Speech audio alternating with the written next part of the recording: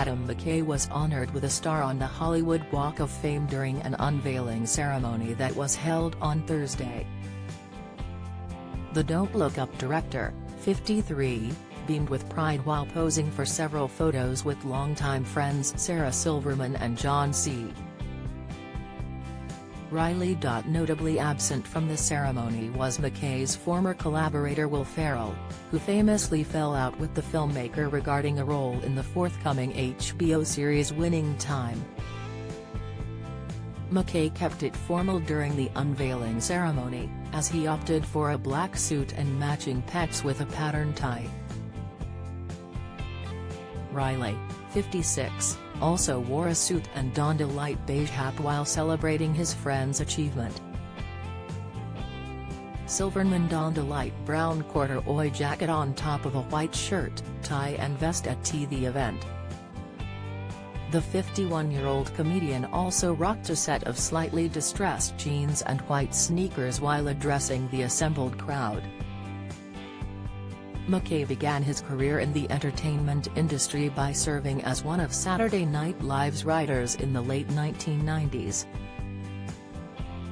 He quickly rose to the position of head writer and remained in that capacity until he left the program in 2001. The filmmaker later made his directorial debut with the 2004 comedy feature Anchorman: The Legend of Ron Burgundy, which starred Ferrell, as well as performers such as Christina Applegate and Steve Carell. The feature, which he also co-wrote with his former friend, performed well at the box office and was also received positively by critics. McKay and the movie's star went on to co-write the 2006 film Talladega Nights: The Ballad of Ricky Bobby, which he also directed. The movie featured performances from figures such as Sacha Baron Cohen and Michael Clarke Duncan, as well as Reilly. It raked in high earnings at the box office and was also reviewed favorably by both audiences and critics.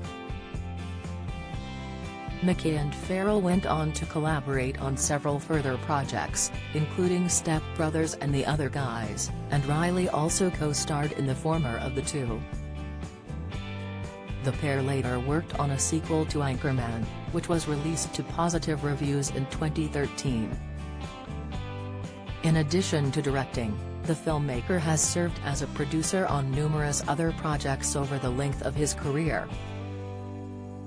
McKay began moving into dramatic territory with 2015's The Big Short, which was centered on the financial crisis of 2008.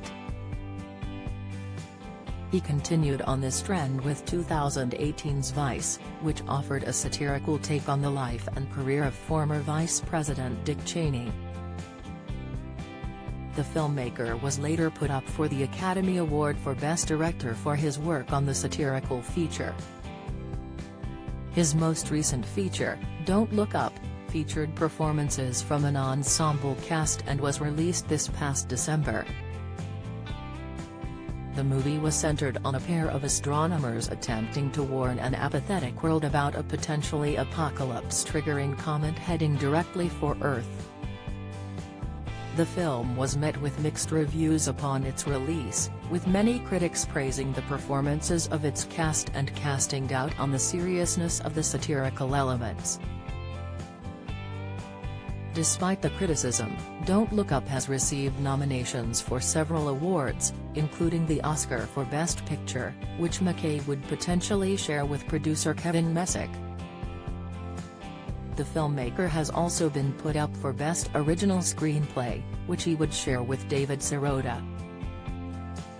Following the feature's release, it was revealed that the filmmaker was not on speaking terms with Ferrell, and he told Vanity Fair that the breakup of their Gary Sanchez Productions was less than cordial. He recalled, "I said, well, I mean, we're splitting up the company. And he basically was like, yeah, we are, and basically was like, have a good life."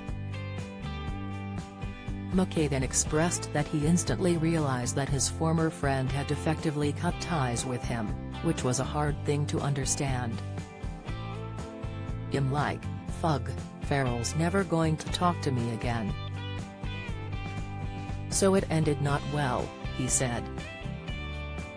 The situation was exacerbated by Riley's casting in Winning Time, and the filmmaker noted that although he wanted the program to be as accurate as possible, he still found it difficult to breach the topic. "The truth is, the way the show was always going to be done, it's hyper-realistic.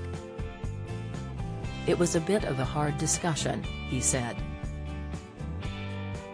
McKay then remarked that he wished that he could have gone about the situation differently with his friendship with Farrell in mind. "I f'd up on how I handled that. It's the old thing of keep your side of the street clean. I should have just done everything by the book," he stated.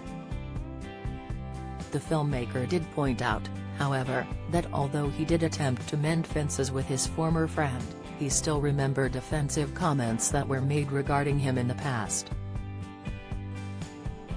He noted that Farrell took it as a way deeper hurt than I ever imagined, and I tried to reach out to him, and I reminded him of some slights that were thrown my way that were never apologized for.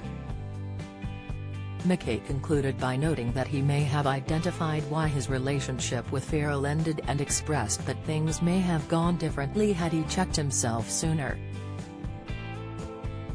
"Maybe there was a little shadow in there where I wasn't able to confront a harsher, darker side of myself, that would ultimately err on the side of making the right casting choice over a lifelong friendship," he said.